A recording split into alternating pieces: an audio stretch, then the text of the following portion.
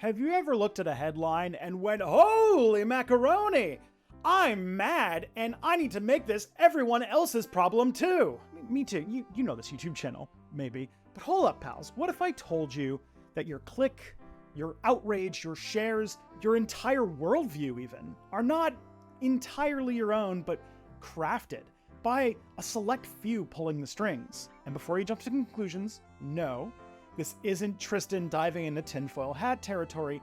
I've shredded enough conspiracy theories to build a paper mache flying saucer in my backyard. Trust me, what we're about to unpack isn't some fun YouTube romp, it's a wake-up call. I mean, this is Step Back. Were you expecting fun? What I've uncovered here is, well, let's just say it's not great. You're the marionette, your thoughts, the script, and the 1% are pulling the strings on your rage, your opinions, even your freaking dream. So let's rip that curtain down together, comrades, and stick it to the puppet masters. But first, let's watch a TikTok. Just a note, the audio of this TikTok video is a Beach Boys song, so I had to get creative to avoid the copyright robots. All right, I'm a little hungover this morning, so I told myself that I was going to do this voiceover, and then didn't. I get around, get around,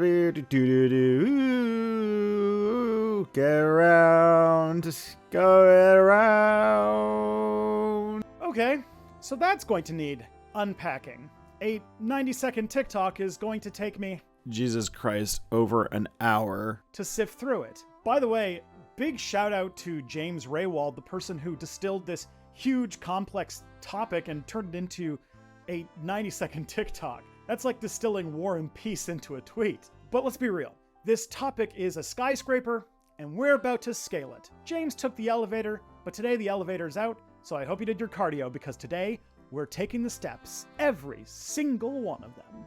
Why should I care? You're probably thinking. I'm media savvy.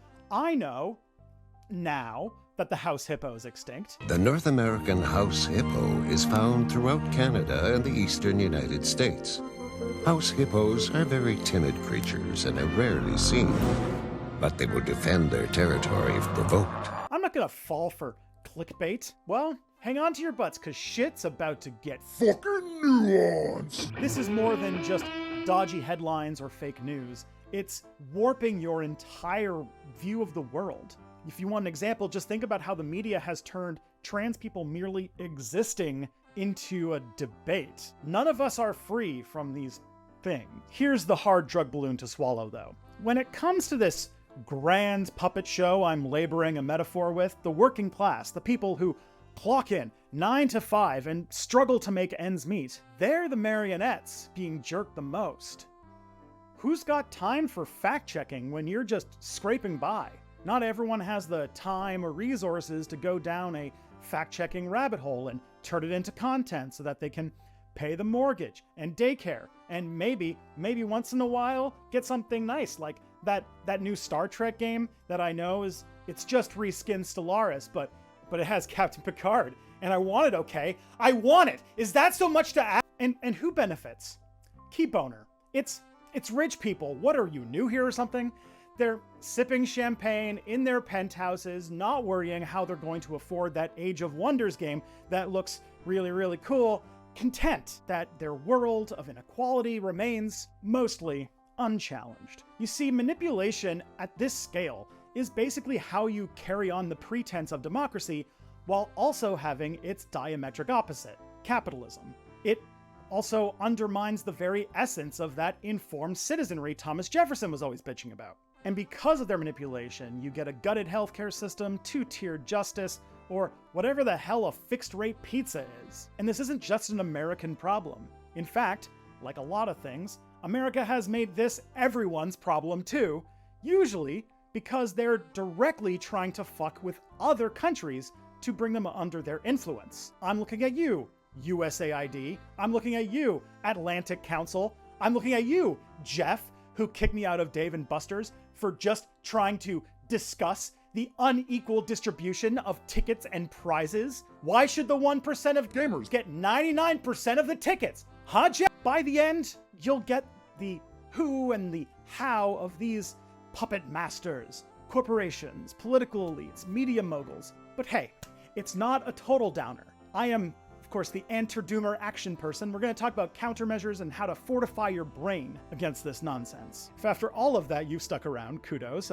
We need to have this chat, even if the truth is uglier than Rod from Dave and Buster's, who kicked me out for complaining about the trivia game having too many sports questions. Are you ready to dissect how the 1% yanks our chains and brainstorm some liberation? Let's fucking do this. Onward! Hey folks, let's stop dancing around and just dive right into it. Propaganda isn't some ancient vintage knick-knack your grandma keeps on her mantle. It's old as civilization, but it's also just as omnipresent today as your mom's Facebook memes. From ancient Babylon to World War I posters to that time in 2020 when Chris Matthews compared Bernie winning Nevada to the Nazis conquering France. I'm reading last night about the fall of France in the summer of 1940, and the general, Renault, calls up Churchill and says, "It's over." And Churchill said, "How can it be? You got the greatest army in Europe. How can it be over?" He said, "It's over." So I had that suppressed feeling. Propaganda has been leveling up along with us as long as we have had states. You clicked on this video maybe thinking, propaganda, isn't that sketchy realm of commies, Nazis, or commie Nazis? Under attack by commie Nazis. Only life was that simple. Today, propaganda has gone digital and democratic. Open season for anyone from conspiracy peddlers to, well, yours truly. This video, the one you're watching right this moment, could be considered propaganda. So are you ready for the wild ride through all this chaotic mess? Awesome. Just give me some of that sweet, sweet watch time. Like, subscribe, etc. In today's political landscape, propaganda's leveled up, boosted its charisma and intelligence scores, and became this tool that literally anybody can wield. Anyone can get in the game, from Ben Shapiro to me. Let's start by dissecting how propaganda went from pamphlets to tweets. Once upon a time, propaganda was basic. You would just smear the enemy and drop pamphlets all over the place. Now, it's messier and sophisticated. Think of it as a Cold War, but with posting. The goal is still to manipulate minds, but the weapons have evolved. Today, a single tweet armed with bots and a mere $8 to Elon can rain down a shitstorm of lies. And you, yes you, Jordan, are caught in the crossfire. And while we're at it, like all social media personalities you're tired of listening to, I also want to talk about algorithms. Social media platforms don't give a flying fuck about truth, to be honest. They care about keeping you hooked, and to keep you hooked, they like to keep you angry, because rage equals clicks, and clicks equals damani. This is why I kind of think the idea of echo chambers is kind of bullshit. The platform wants you at each other's throats. That's the business model. And guess who suffers? Society, any idea of common ground, and ultimately, you, Chris. So, what is America's propaganda playbook? How do they do these things? Because it's not just Russia or China doing this. The US of A is an A-list actor in the political theater trying to make all of these different actors dance. All conceivable sides dabble, but the right has turned it into an art form. You've probably heard of USAID, the National Endowment for Democracy, right? Sometimes they're just the CIA in Marx glasses. Their gig is to spread America's take on democracy in places where they arguably have no business being. But let's not put all the spotlight on Uncle Sam and his cadre of three-letter organizations, because this is capitalism, and there's no more powerful entities in capitalism than corporations. Yet, capitalist titans didn't borrow the propaganda playbook from states. They practically invented modern propaganda. They rewrote the entire thing. And thanks to Clinton-era deregulation, the media landscape is a playground for mega corporations looking to spoon-feed you their special brand of the truth. And who's crafting this 24/7 info symphony? PR firms. PR firms are essentially consultants, and you really can't spell propaganda without PR. They're the unsung villains acting on behalf of corporations and the American ruling class to shape what you think you know. We could probably start with the father of public relations, Edward Bernays. The guy didn't see the public as a voice that needed listening to. To him, we were essentially sheep needing a shepherd. He weaponized psychology for everything from making smoking Lucky Strikes the epitome of 1920s girl boss feminism to greasing the wheels for the CIA's regime change in Guatemala, all to sell bananas. This guy's practically invented the two flavors of modern PR: sinful corporate and shamefully imperial. And don't forget, many of the people who control the pipes of information are a few major moguls, often running wealthy dynasties that have lasted centuries. Why don't I actually bring in James Raywalt? Actually talked to me, the guy who made the TikTok video that inspired this deep dive, and he said a pretty good thing pointing out all of the different families that he researched. I mentioned the Murdoch family is connected to these enterprises, and that was just my way of demonstrating there's dynasties or whatever you want to call them in the U.S., very wealthy families, intergenerational families that have gotten their wealth exploiting people, and sometimes from straight up slavery. So at this point, you're probably thinking, wait, what did Tristan say about the CIA and bananas? That's gonna have to be a different video, I'm sorry. But let's not forget the star players of this spectacle, the politicians themselves. The Propaganda Olympics is your special moment every 4 years where you get to pick which neoliberal will guide the ship. If you think about it, elections are basically a nationwide contest in slogans and narrative. I mean, it's not like this is about policy or deliverables. If you want evidence of that, why don't you just go consult your medical bills or your student loan balance right now? The people who work on their behalf are artists like Lee Atwater, who have turned the murky waters of public manipulation into something akin to an art form. And let's not pretend people like Trump and Steve Bannon didn't know how to pull the strings. Upper middle class liberal journalists laughed and then dismissed and then acted shocked and appalled and kept giving Trump endless attention right up until he took the White House in 2016. So this shit works. But enough about legacy media. We can also talk about digital swamps. Twitter, TikTok, and the geriatric Facebook. Those lovely places where we tweet long threads about why we're pissed off about Star Wars this week, or the health benefits of horse dewormer. Who's steering these ships of modern misinformation? Well, let me introduce you to big tech. Facebook, Google, Twitter, they're not just digital platforms, they're ideological gatekeepers. Facebook, for example, has morphed into whatever the fuck poking was supposed to be about, into the reason why Grandpa is now on the terrorist watch list. Studies of Facebook's highest performing content show that right-wing news corporations like Fox and right-wing internet latrines like the Daily Wire dominate the listings. And old man Zuckerberg's stuffing his pockets by turning your memas into terrorists. Despite the pitfalls, the digital world isn't all bad. I mean, you're here, right? Google has led you to this video somehow, and there are gems like James. I basically post, like you said, comedy videos that hopefully are educating to some extent. At first it started off just as me making random comedy bits, but it kind of evolved into basically giving the finger to all the powerful people and institutions that are corrupt and exploitative. Gems in a sea of garbage, am I right? So there might be some hope in the digital sphere, comrades. Maybe a little bit. Now, don't pigeonhole this circus, though, to just your Twitter feed. In Meatspace, we also have evangelical preachers getting their congregations into QAnon. That part really makes my skin crawl as a far-right researcher. Grassroots group like regular church congregations can be places of manipulation. I mean, now that I say that in words, it seems kind of obvious. And of course, the nefarious web extends even further. Did you hear about something like Cambridge Analytica? They took your data and used it to play with American minds for money. They hoovered up all of our data and sold it to right-wing groups and used it to micro-target and sway elections. The biggest ones being in 2016, the US presidential election, and the Brexit vote. They didn't just tip the scales, they smashed the whole damn thing. And let's not gloss over the army of NGOs showering American dollars and freedom globally as if they're some kind of benevolent deity. This isn't an American gig, it's a global concert. So that was a list of all of the people involved, but let's start to unpack their magic tricks, and stay with me because we're going to do a deep dive into how this whole jigsaw fits together. Media monopolies, consent factories, and the so-called guardians of truth. You're the one on the chopping block here, so let's get to it, shall we?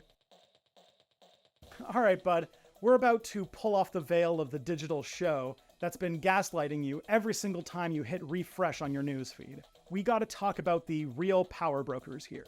The media juggernauts pushing more than just headlines into your brain. Right now, you're probably thinking, Tristan, I'm not a total mark. I read between the lines. Sweet. That's awesome. But these media moguls are stealthier than ninjas. They're the unseeing hand tugging at different strings all the time. From your tech whiz niece to your grandpa who treats the New York Times like the frickin' Bible. These systems are juiced to influence your votes, your purchases, even your choice of boxers or briefs. If you give a damn about democracy, you should probably be pretty scared. We're just small players in this weird drama where billionaires are directors and producers. They rake in profits while feeding us scripted trash that keeps us tied to our crappy jobs. I gotta tip my hat though, because I also gotta talk to JT Chapman, the brains behind the channel Second Thought, who made an amazing video about neoliberal propaganda, and then, for some reason, spoke to me. Here's what he told me about neoliberalism. This neoliberal pivot was necessary to maintain the wealth and power of the capitalist class. So you've got rampant privatization, government intervention in the economy is always seen as overreach, no matter what it is. Long-term stability is sacrificed on the altar of short-term profits. It is incredibly wasteful. It is suicidal. And it's an unstable approach to economics. And again, this isn't just America. It's a worldwide phenomenon. So why the hell should you care? Well, as the genius Sun Tzu once said, knowing the enemy is the key to not getting played. We're going to dissect media consolidation, explain manufacturing consent, and how news barons become the gatekeepers of your brain. The more you understand about how these old school machines operate, the better you can resist their spin. So let's talk about media consolidation, the sneaky blueprint of manufacturing consent, and the traditional news outlets that think they hold the keys to your reality. When I mention media consolidation, I'm not just throwing buzzwords at you. It is a monstrous process that has led to a severe degradation of our democracy. A handful of megacorporations like Comcast, Disney, Warner Brothers, Discovery, and Paramount Global, they're not just big stateside names, but part of a global network that controls a shocking amount of what you see and hear. And the problem is that when a few big players own the game, only their point of view comes across. The lack of independent voices turns our media landscape into a monochrome mural where every color is just a shade of corporate interest. And let's not forget, this is a predominantly North American palette that we're working with. 9 out of 10 of the biggest media corporations in the world are American, and that narrows our worldview even more. The reason they do it is because, well, dollars and cents. That's the language corporations speak. Money. It really does ruin everything. Many news outlets in a search for space in the attention economy churn out outrage content that keeps you glued to the screen. Why? As I said earlier, outrage is profitable. It gets attention, and advertisers love to turn attention into money. We then just get stuck with news that reflects the ideology of the people who have no issues doing these kinds of things, and their major ideology is neoliberalism, a fanatical dedication to capital and markets above all other considerations. Maybe you're as old as I am and remember the 80s with the whole greed is good mantra. It's left a lasting imprint, especially on older people like boomers, the primary funders and consumers of the traditional media landscape. But wait, there's more! This consolidation doesn't just risk turning media into a corporate mouthpiece, it jeopardizes the very integrity of media and democratic processes. We're talking about a system where a small number of companies can influence not just what you see, but how you see and try to lobby for laws around communication standards to kill things like net neutrality, which is what provides the few independent voices we have left to see, all because it would further more attention in their direction and they're more money. This isn't some sort of like preordained conspiracy theory. It's just that different corporations have a mandate to make as much money as they possibly can. Up until 2014, they could be sued for not making as much money as they possibly could. And they're led by boards of directors who have lots of money and an ideology that says making lots of money at all costs is a good thing. They have influence over almost every way you see events around the world. It's not a secret cabal or a weird meeting with an owl. It's just different groups following their economic self-interest. They're not just selling you a product, they're selling you their worldview, and that worldview benefits them specifically. So now that we've looked at the web of media consolidation, let's talk about how news organizations can shape your reality, especially over the boomer generation. So we're going to look at traditional media outlets and what they do. I'm probably going to focus on Fox News, not because Fox is unique in doing this kind of stuff, but it's definitely the most effective and seems to be the least subtle about it. And let's not kid ourselves, because as James said, it sucks that like criticisms of the media is just so saturated by right-wing voices. So I guess picking on Fox gets me out of that trap. This is about dissecting the machinery, not joining their circuits. Other news organizations also use these same principles, but in a more subtle way. I think you'll begin to pick up after looking at the Fox example. So Fox has been instrumental in shaping what Americans think, and let's be real, have made an alternate reality with its fans to live in. How Fox primarily spreads their ideas and creates their shaped reality is through a psychological principle of propaganda called the illusory truth effect. It's this heuristic or shortcut that our Play-Doh brains make, where if we hear something enough times over and over again, we kind of start to believe it's true. Studies dating back to 1977 have shown this effect can even mess with people who knew the facts already and got convinced of a completely different fact. One study notes that Roman statesman Cato closed his speeches with a call to destroy Carthage, knowing that repetition would breed agreement. Napoleon reportedly said that there is only one figure in the rhetoric of serious importance, namely repetition. An example from this century would be Dick Cheney and George W. Bush, who repeated statements about Iraq and weapons of mass destruction to the point where people started believing it. Fox and other right-wing propaganda outlets, like, for example, today, OAN, are masters of this dark art.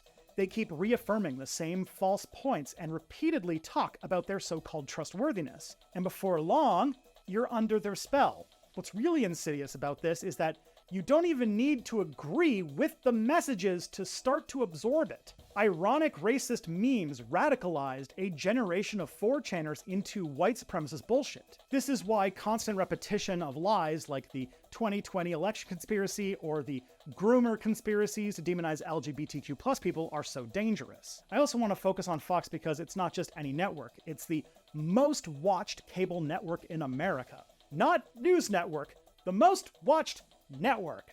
It generates about 70% of its parent company News Corp's pre-tax profit. News Corp is a massive company with media businesses across the globe, so this network is humongous. Fox and also OAN can shape a narrative of being outsiders or rebels against the system, which is like a siren's call for those who feel marginalized by both mainstream society and their grandkids who don't invite them to Thanksgiving anymore. It's boomers. It's boomers, people. In fact, let's talk about boomers. These aren't just the only demographic that actually likes Minions, they're the largest voting bloc in America. Neuroscience shows that older adults are more susceptible to the illusory truth effect, making them prime targets for manipulation. If you want more about that, you should go check out Solari's video called How Facebook Radicalized Boomers. Really, really good. Gave me a lot of information from this video. So what's the big picture?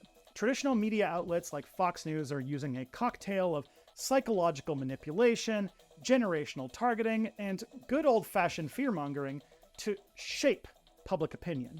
But we can be a lot more systematic. Fox is a straight-up propaganda outlet, but how does your standard ad-driven news platform wind up just repeating the lines the powerful want? It's time to take a drink, because this is the part where a media video talks about manufacturing consent and the propaganda model. The propaganda model is a theory by Edward S. Herman and Noam Chomsky.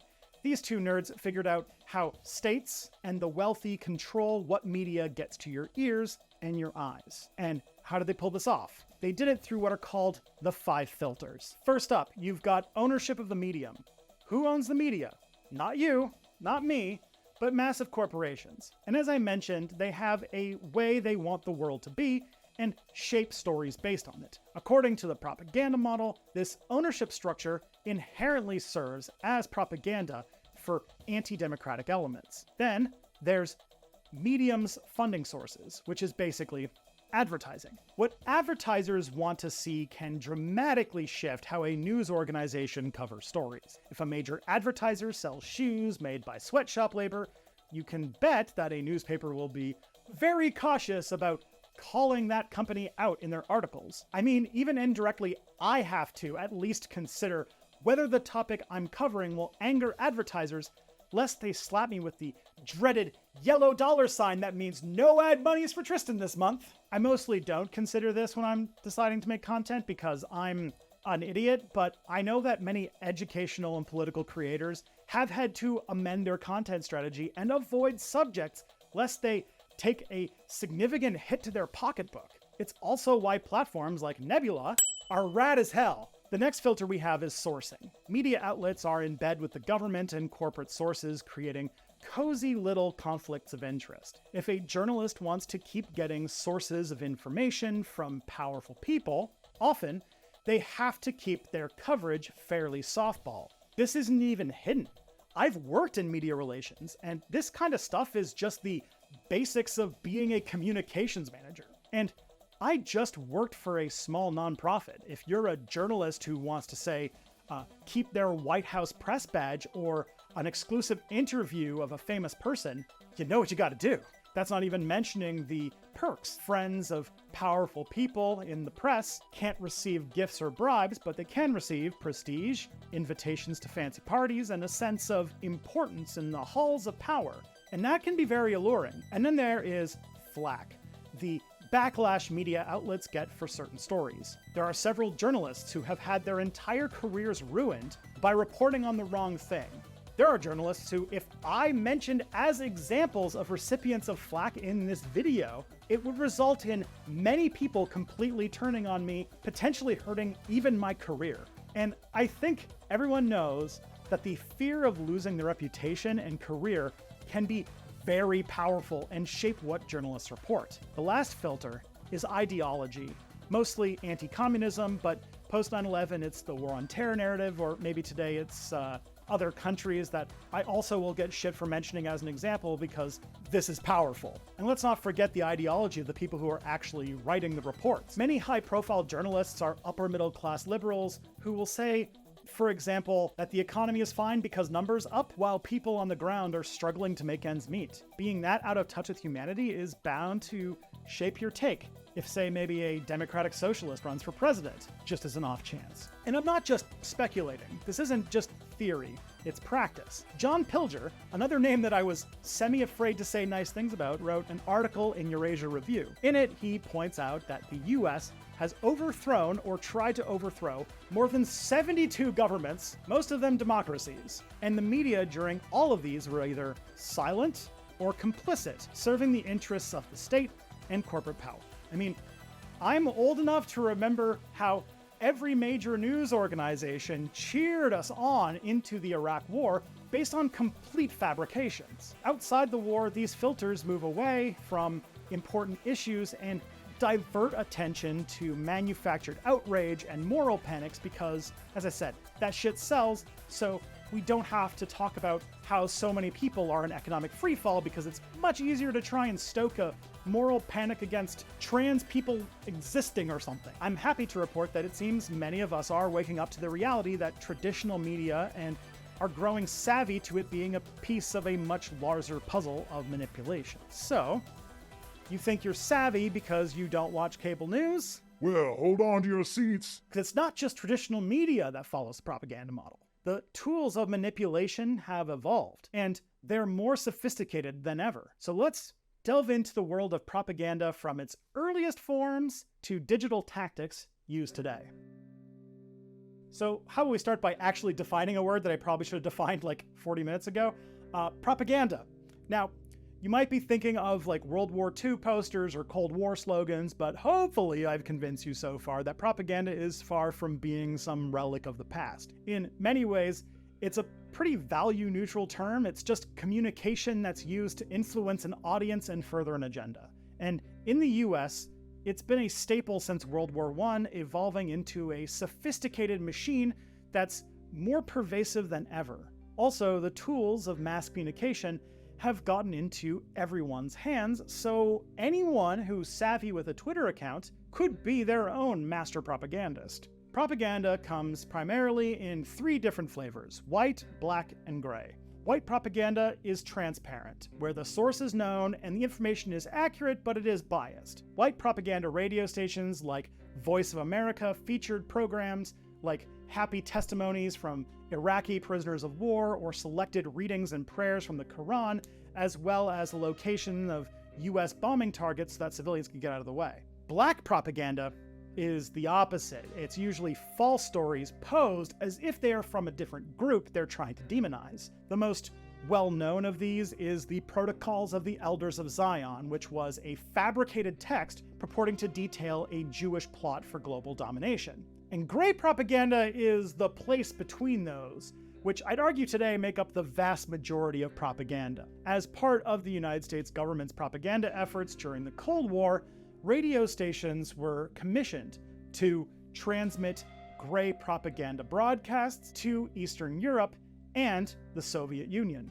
These stations were, in part, supported by the American Central Intelligence Agency, CIA, but they were never revealing their true sponsors. Gray propaganda stations like Radio Free Europe and Radio Liberty provided listeners throughout the Iron Curtain with news and entertainment broadcasting, aiming to improve attitudes towards free market economies. As far as techniques go, I tried to keep this section brief because this is a lot of video and there's dozens of different types of propaganda techniques, but I'll try to cover the larger categorical ones we see most often. The first we've kind of already covered in the previous section: information control. Through think tanks and trained journalists and economic incentives, the US and many states work hard to filter what information gets in front of your eyes and into your earballs. And of course, being an empire, the US government has even funded initiatives to control information overseas. This isn't a domestic issue, it's global, but more on that later. The other major tactic is leveraging fear and outrage. A propaganda outlet like Fox News, I'm looking at you again, will keep you hooked, keep you angry, and keep you coming back for more. And it's not just traditional media. As I've mentioned, social media algorithms are designed to feed you what enrages you, pushing you further into your own warped reality that keeps you clicking. All these companies don't care enough because they know that, as long as they have more users, they have more engagement, they can have more ad revenue come in. So they erode society to keep you looking at those pictures they turn into money. Facebook has admitted to doing experiments with people's feeds to manipulate their emotions. Then we have disinformation, fake or misleading stories meant to manipulate people into buying a narrative or just spew all sorts of facts, things that are fake, things that are real, in order to just confuse people about a topic. AstroTurf campaigns use it to create fake grassroots movements. AstroTurfing is a big one, that's making a protest look legitimate by hiring people to go hold a sign or forcing your employees to attend or to post or whatever, things like that. That's very common and can be quite effective when shown on the news. You see, oh wow, there's a group of people protesting. This must be legit, and that's not always the case. Fake accounts on social media, that's another very common one.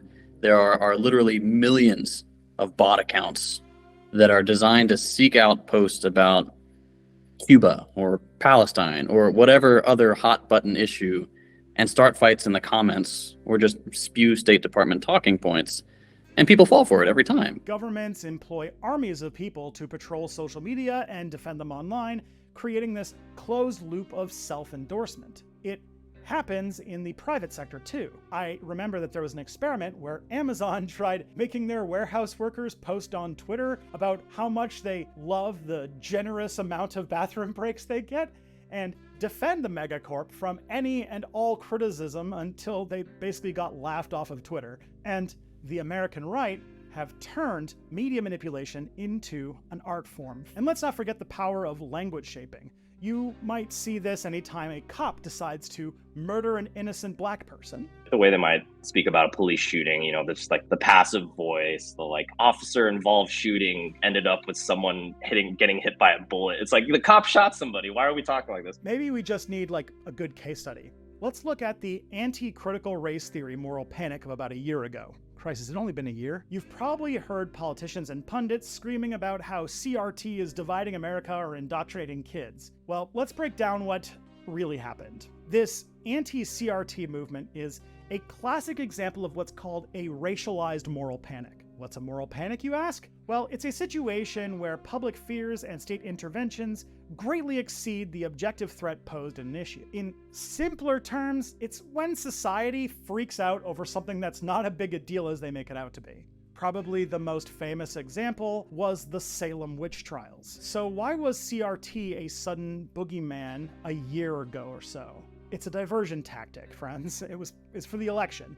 The anti-CRT rhetoric served to shift the public's focus away from other pressing issues like healthcare, income inequality, or just the fact that the Republicans had finally legalized abortion, but it turned out the majority of people didn't actually like that, or things like climate change. You know, issues that Republicans don't want their base wasting their precious brain glucose on. The CRT moral panic was a masterclass in using fear and misinformation to, just nudge the narrative to something that was a little bit more spicy. Politicians and media outlets exploited this moral panic to rally their base and score political points or get attention, all while avoiding the real issues that need addressing. This isn't even like a sophisticated thing or like even a large effort. There was literally just a guy who publicly said he was going to do this. I'm like, his name is Christopher Rufo. Here's his actual quote. The goal is to have the public read something crazy in the newspaper and immediately think critical race theory. We have decodified the term and will recodify it to annex the entire range of cultural constructions that are unpopular with Americans. And the whole thing is that CRT is largely an academic framework used to examine systemic racism. It's not even widely taught in K-12 schools. Yet it's been blown up into this monstrous ideology that's supposedly corrupting the youth and tearing apart the fabric of America. Sound familiar? It should, because moral panics often rely on the same old script. You identify a scapegoat, stir up public fear, and then present yourself as the savior. Right now, it's just a straight up anti-LGBTQ+ hysteria and the anti-groomer nonsense that I suspect is the mainstream right trying to play footsies with the QAnon crowd. Another damning case is the one that I think warrants further investigation, given that next year is an election year, and it looks like we're getting the exact same two candidates everybody hates. Let's talk about Trump's claims about election fraud in the 2020 US presidential election and the following Cheesecake Factory putsch. Now, you might have heard Trump and his allies shouting from the rooftops of the Four Seasons Total Landscaping that the election was stolen.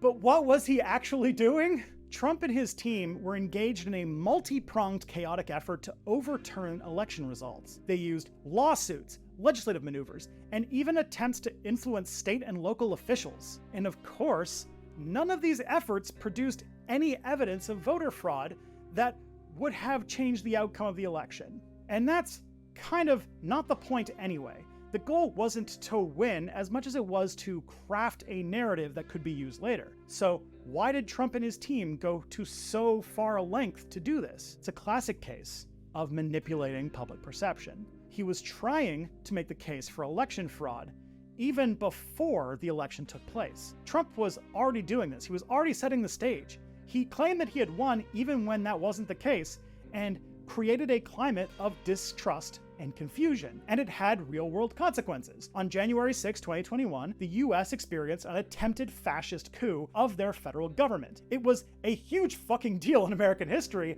and it's kind of wild that we all just kind of moved on with our lives. People stormed the US Capitol fueled by a false narrative, and it led to the loss of life. And it wasn't just a one-off event. It's going to be part of a broader pattern of discrediting the electoral process when the results don't align with one's interests. It's going to happen again next year if Trump loses. Guaranteed. And it has already been added to the playbook of every wannabe right-wing dictator around the world. Just look at the January 6th that happened in Brazil. So the next time you hear someone parroting these election fraud claims, remember, it's not just misinformation. It's a deliberate strategy to sow discord and ultimately take power without winning an election. And that's probably bad. Now let's shift gears and talk about something that's as artificial as it sounds. AstroTurf campaigns. Let's maybe do a more everyday and slightly less horrific example for this one. Let's take a look at the evil geniuses of the National Sleep Foundation. It sounds like a trustworthy organization, right? Well, they released this one survey suggesting that there was this epidemic of sleeplessness. But the thing is, the survey was sponsored by a pharmaceutical company trying to sell sleeping pills. And guess what? Out of all people who covered it, only one news organization, CBS, disclosed that conflict of interest. So a lot of people thought this was an objective study. Now you might be thinking, what's the big deal? But that's just the tip of the iceberg. Those with a lot more money and much higher ambitions than selling pills use the same tactics, like say, right-wing billionaires like the Koch brother or actual vampire Peter Thiel. They fund vast networks of right-wing influencers, pundits, and online pseudo-news to generate outrage and push their ideological agenda, seemingly in a grassroots fashion. Who do you think is signing the checks for Ben Shapiro or PragerU or all of those? AstroTurfing is powerful. By creating a bubble of seemingly independent voices that all echo the same talking points, they can shape public opinion in a way that serves their interests. One good example came from the tobacco industry. In response to the passage of tobacco control legislation in the US, Philip Morris, Berntson Marsteller, and other tobacco interests created the National Smokers Alliance in 1993. The NSA and other tobacco interests initiated an aggressive public relations campaign from 1994 to 1999 in an effort to exaggerate the appearance that there was grassroots support for a smokers' rights movement. So, the next time you see a grassroots campaign or a public outcry about an issue, maybe take a moment to peel back a few of the layers. You might find a secret Peter Thiel in there somewhere. And our education for spotting this is really inadequate. People learn a lot about, I don't know, through like school curriculum, they might learn about propaganda in a way that's almost like it's a like relic of the past. Like we're not really taught to like identify propaganda in the modern age. Like we might just look at like anti-Semitic posters and like Nazi Germany and be like, oh yeah, you know, they did this to like dehumanize and vilify Jewish people or something like that. But like we'll barely touch on like American propaganda, and even when we do, it's still very surface level. It's not really, you know, taught in a way that has utility that we can apply to news today. Which brings us to our next point. If propaganda is the hammer, then who's wielding it? Well, the government and wealthy use a lot of intermediaries. There are organized groups specifically designed for this. So let's talk about the world of think tanks, research institutions, and NGOs. So often the groups that want to influence people hit barriers. Either the ideas they want to sell aren't public policy, are unpopular, or if you did it directly in another country, it might cause a diplomatic incident. Say, for example, you want a former Soviet state to open up their markets and convince people in the country that what they want is capitalism and American brands. What do? Well, kids, we're diving deep into the hidden world of interest groups, think tanks, and NGOs to explain that very thing. Before I get into this, I'm going to have to be laser fucking careful on this topic, because this is very often a very dicey and messy set of relationships. Oftentimes, groups like NGOs or USAID go to countries and give people like really necessary shit. Vaccines, food, supplies, humanitarian aid, but oftentimes it's also a way to push influence of the donors and the states that are backing them, and sometimes the people who point this out the loudest are not exactly the most friendliest of countries. So, before I get called a lackey for China or Russia or whatever, let me be absolutely fucking clear that that's not what I'm doing. I mean, I already myself get called either a rad-lib defender of the American empire or Putin's lapdog who just loves Putin and wants to hug and kiss Putin on a near daily basis, so I'm not going to really win anyway. So these groups sort of operate between private corporations, states, and advocacy organizations, and often are a useful way for money and state power to influence around barriers they normally can't. Now, when I say interest groups, I'm not just talking about Wall Street suits or Capitol Hill elites. Interest groups can really be any kind of organization. It could be a trade union, it could be a group like the NAACP, the NRA, Mothers Against Drunk Driving, the American Association of Retired People, and they can be funded by all sorts of people, donations, small donations, big donations, or corporations or governments. There's also the influence of religious organizations and NGOs or non-profit entities of various flavors. Some are just, actually just charities or clubs, but some are massive bureaucracies reliant on huge funding from countries and corporations that want to exert influence over people the NGO gets in contact with. They're often funded by huge donations or government grants, and sometimes interest groups are also NGOs, and sometimes they play a role in events like color revolutions. We'll get there in a moment. And while we're focusing on the USA in this video, NGOs typically are an agent of US power abroad, and many other countries also do the same thing. These organizations often masquerade as good guys, and they often do real humanitarian work, but some are also just extents of state or corporate interests, and those things are also not exclusive. Let's take, for example, the Orange Revolution in Ukraine, which was led by Viktor Yushchenko. NGOs were there, and they supported the movement, funded pro-Western and pro-capitalist thought leaders, and oftentimes pointed out deep corruption in the states they're operating in.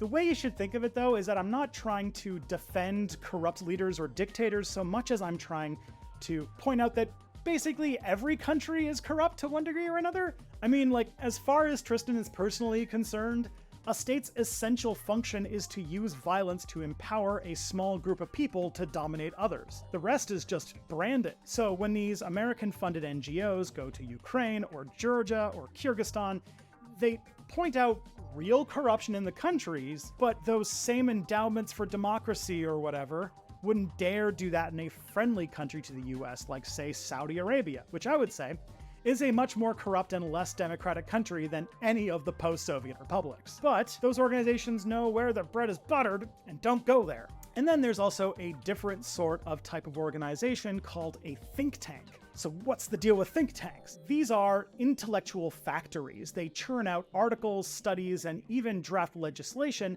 that governments, businesses, and, you guessed it, other interest groups gobble up. They fairly often have a specific ideological goal. So, like, a think tank that supports America having a hawkish foreign policy will channel money to academics and public figures to publish studies, articles, and books, and maybe even go on the media to talk about why America needs to be invading all the countries. And corporations that make a lot of money when the US drops bombs worth 200 full-ride scholarships to Harvard on people on the other side of the globe give that think tank money to keep making that content. And this has been a very effective use of money. It essentially killed the Roosevelt Keynesian economics dominant in the US since the Depression.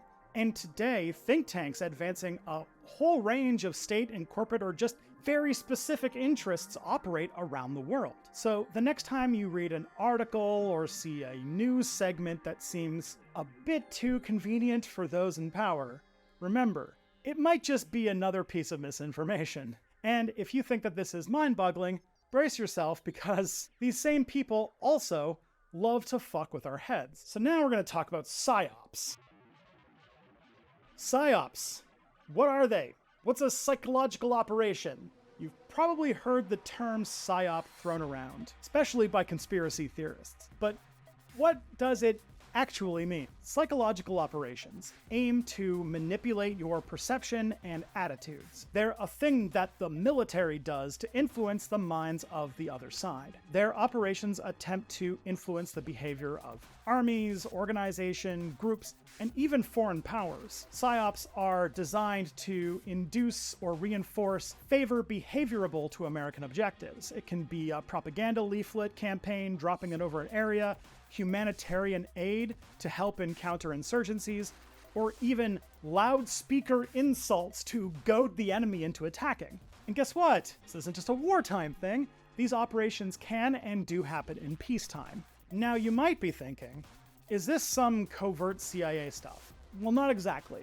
While covert psyops do exist, they're not a function of the US military, but are used in special operations because they're typically fairly politically sensitive. And it's not just the Army. The Navy and the Air Force also have their own psyops capabilities. Though, because it's associated with the military, it's not supposed to be used on the American people. But when dealing with communication and messaging, it can get leaky. Information intended for foreign audiences, including psyops, is increasingly consumed by domestic audiences online or via mass communication media. So let's take a short trip down memory lane.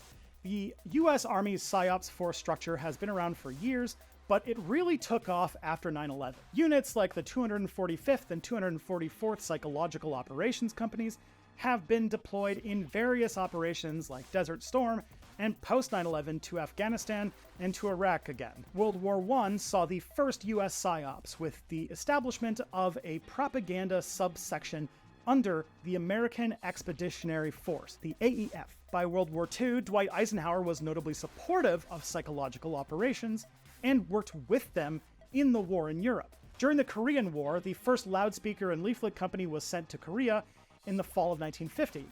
But here's the thing, like most parts of the military, shit has grown out of control and they intervened in things outside of their scope. For example, in 2000, it was revealed that soldiers from the 4th Psychological Operations Group had been interning at CNN and NPR in the late 1990s. And that was just the public information. So what did they do? What is a PSYOP? PSYOPs can encourage popular discontent with the opposition's leadership. It can degrade an adversary's ability to conduct military operations by combining persuasion with threats. There are different flavors of PSYOPs, and they're the same flavors as propaganda. Black, gray, and white, and PSYOPs are just wartime competitive propaganda efforts at the end of the day. Black PSYOPs, like black propaganda, appear to emanate from a hostile source, and the US would deny responsibility. Gray PSYOPs have a deliberately ambiguous source, and the true source is not revealed to the target audience. Probably a good example of that would be the oil pipeline that blew up in the Baltic Sea. I also know I needed to mention these in this video because a lot of references to PSYOPs happen in the conspiracy crowd, and mostly imagine what they're doing to people in the US we don't know about yet. I'm not that kind of person, but I will file it under shit Tristan would not be surprised if it turned out to be true. I do think it's important to investigate when states say literally anything about a war they're involved or invested in. I think about how the toppling of the Saddam Hussein statue was an official psychological operation, and Western journalists conveniently forgot to mention that and portrayed it as this organic move by the Iraqi people in pure joy that Hussein had been defeated. It's definitely a tool the most powerful influence brokers in the world are developing and seemingly investing a lot in. But I also try very hard to not talk about things I don't know anything about. So what's the takeaway?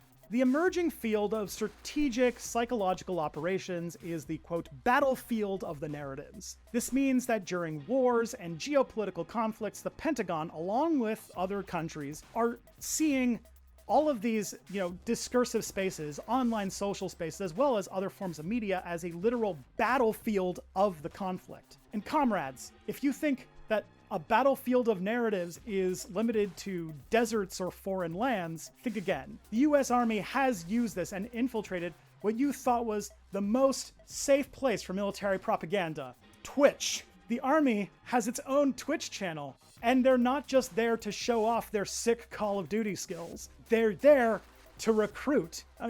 Oh my god, I can't believe this is the first time I've ever had to say this in a video. They're even using e-girls like Lunchbag Luhan to lure in potential recruits. Now, I'm not saying Lunchbag Luhan is some sort of secret agent, but the Army's use of influencers like her is a decent example of a modern-day PSYOP. It's a digital leaflet drop, but instead of paper, it's a pretty girl making TikToks on a tank.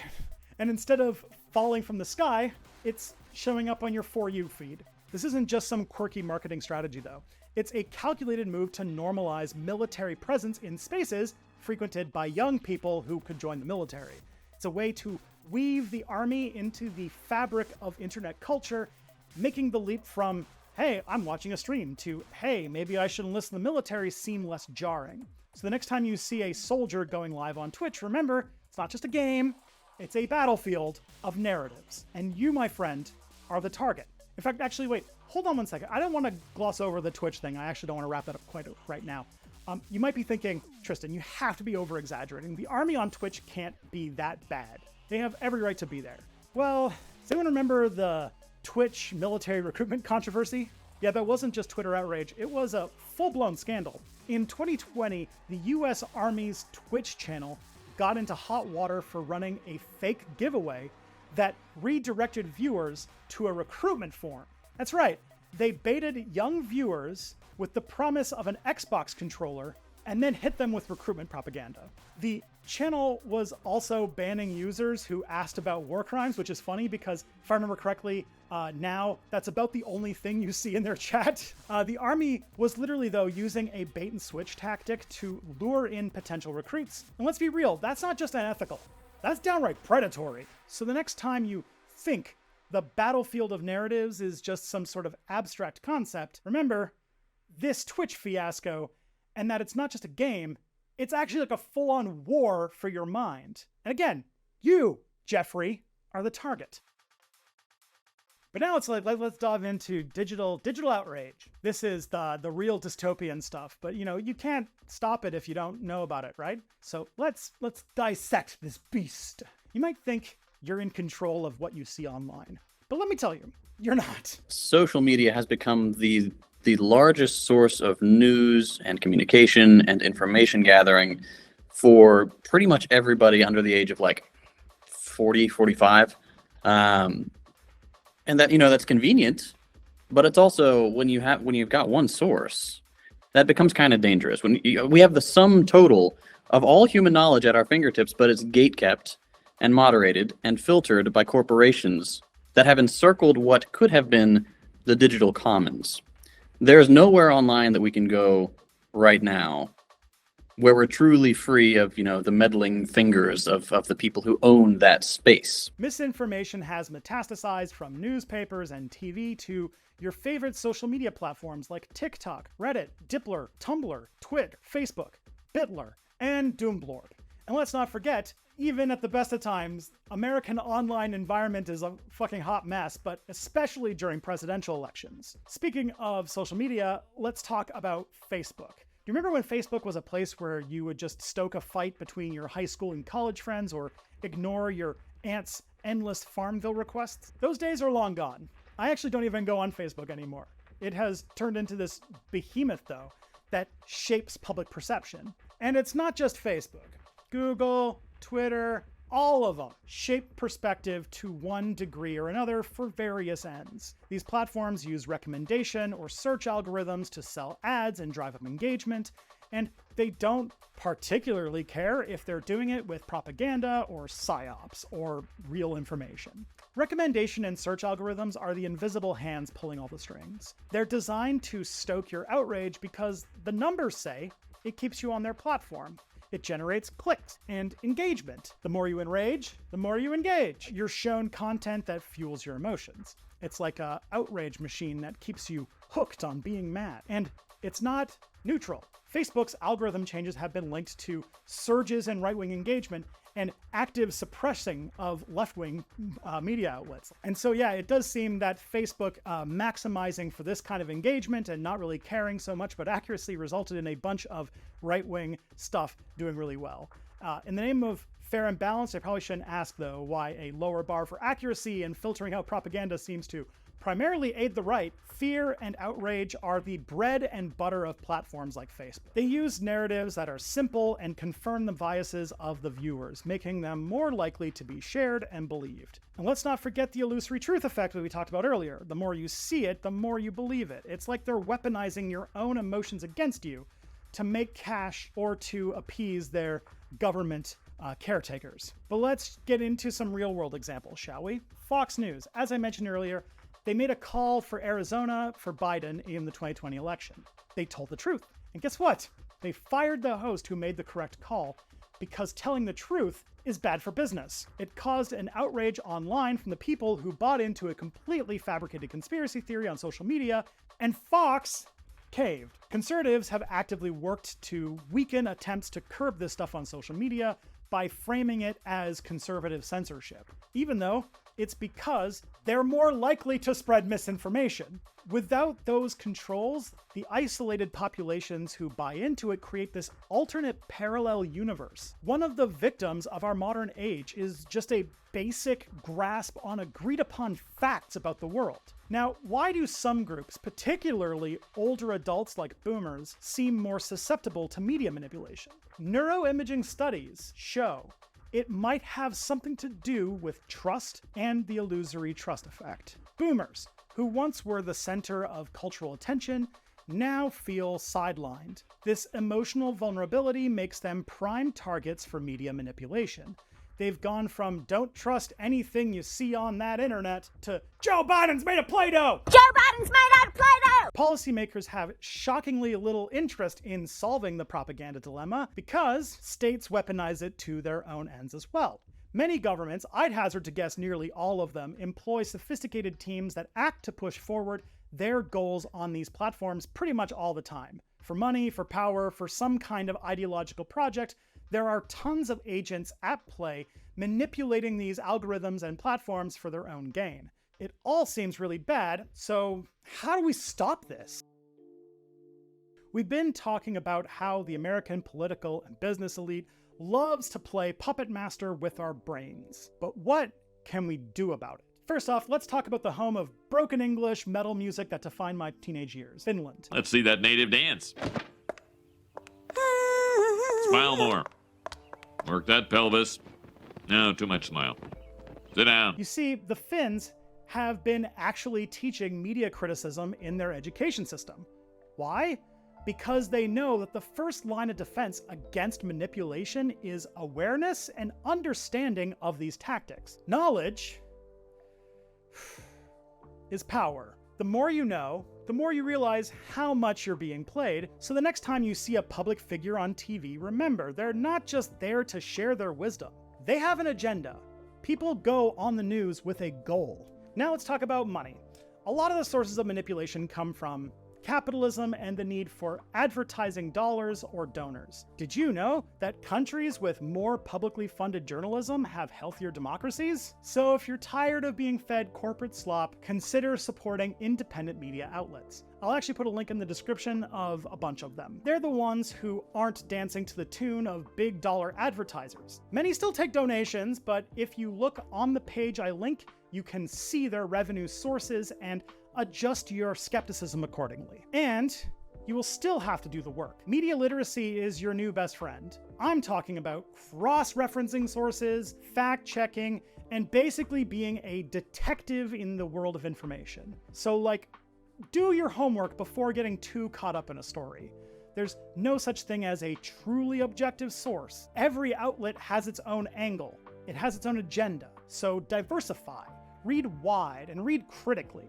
It's like assembling a puzzle. You need all the pieces to see the full picture. It's why I'm a bad politics streamer, because I refuse to have an opinion on things unless I can be pretty confident I have researched and understood the subject. And we should probably just stop posting. You might want to consider deleting or at least minimizing the use of platforms known for misinformation, which is most of them. Yeah, I know it's not easy, but it does help. I find that when I'm on Twitter a lot, I can get caught up in a world or story and lose perspective on what's the bigger picture. And hey, you might even find that you have more time to do things like go to Dave & Buster's with your friends. And don't forget about your local scene. Investigate local groups who seem big and influential to see if they're grassroots or maybe something astroturfed by a big organization. Trust me, it makes a difference. If we could get the government to do something about it, which I really doubt, we would need stricter regulations requiring transparency from these platforms. I mean, if they're gonna manipulate us, they at least should be upfront about it, right? Last but not least, let's talk about you. Yes, you, Krista. Only you can prevent ruling class propaganda. You can directly challenge or question the ruling class through education and direct action. You don't have to be a superhero, you just have to be a little bit more engaged. And speaking of engagement, let's not forget that media manipulation isn't just confined to news outlets. It's a sprawling empire that even reaches to the realm of entertainment and pop culture. All right, you've endured the roller coaster ride of media manipulation with me. A funhouse maze with more twists than a Tarantino film. You're probably thinking at this point, that's it, right? We did it. We got all the propagandas. No, we've merely skimmed the top of this propaganda iceberg. We didn't even talk about Hollywood's love affair with the military-industrial complex, but it's probably a tale for another day. And hey, you'll probably start now scrutinizing all sorts of different shows or books or movies. Welcome to the party. Is it annoying? Maybe. Necessary? Absolutely. You're not alone though. The video essay universe is brimming with smart people, and personally, I've got a soft spot for Lindsay Ellis. Actually, look, like I actually have both of her books. They're even like, look, there's this one. Yeah, look, signed, both of them. And have you ever seen her deep dive on Jurassic Park? You know, the movie that likely captivated your younger self on your tube TV while you munched on dinosaur-shaped chicken nuggets? Yes. Millennials were on that dino nuggy shit first, Zoomers. Get over it. Lindsay doesn't just spoon-feed you nostalgia. She challenges you to reevaluate a film's cultural impact and inherent assumptions. Are you not intrigued? You better be. And where is the only place where you can find this intellectual yum-yum as well as all of the rest of Lindsay Ellis's new videos? Nebula, the digital haven for us intellectual misfits. Imagine a sanctuary where your favorites like Second Thought, Lily Alexander, and even the enigmatic Joel of many sizes can create unshackled from YouTube's algorithmic chains. You know, the soulless algorithms who'd stifle important work like an entire video on the Rwandan genocide, or a presidential tier list where I say which presidents are fuckable because Coke doesn't want their ads right next to that, leaving me to gaze out the window longingly, wondering how I'm going to be able to afford both daycare and Age of Wonders 4. What sets Nebula apart is its creator-first ethos. With Nebula, we're free to be as gutsy and radical as we feel the work and the world need. If you want to keep this channel alive, then hop on the Nebula Express. If you're already on board, you're a total goat. Thank you. Your support is what keeps the lights on here, though you probably aren't going to be seeing this because my videos on Nebula are all ad-free. Nonetheless, if you're here, my deepest gratitude, truly. But wait, there's more!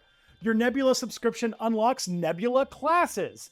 Imagine Masterclass, but it's more rad because it has a little Tom Nicholas hiding in it. It's like an all-access pass to the brains behind all of these amazing videos. But I haven't even given you the grand finale. Scan that QR code or hit that link below to seize a 40% discount on annual Nebula memberships. It totals to about $2.50 a month. I was going to say that's like a cup of coffee, but I don't even think that's true anymore. Is there actually anything you can get for $2.50 now? But what you can get is a ticket to a platform that doesn't muzzle the truth or creativity. Just hit the comments, QR code, or my video description, find my special link, and make that offer yours. So, if you're as addicted to being a smartass as I am, or you're just looking to keep indies like me afloat, Nebula's where it's at. See you there, comrades.